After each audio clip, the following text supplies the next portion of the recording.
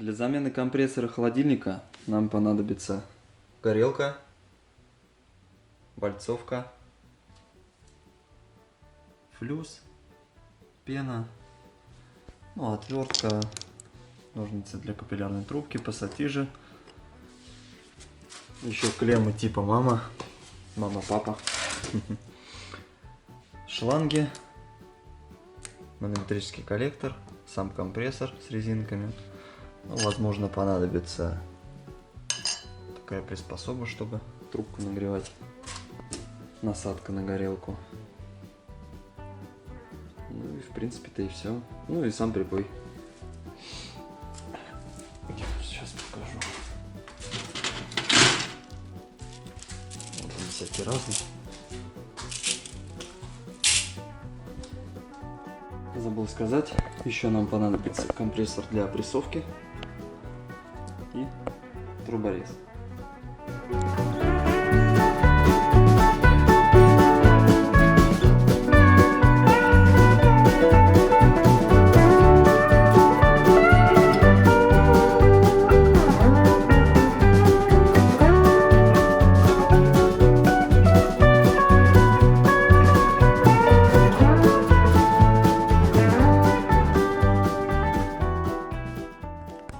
Сейчас буду проверять компрессор на производительность. Перед тем как поставить, я всегда это делаю. Ну, мало ли что. Все подключил. Включаю компрессор.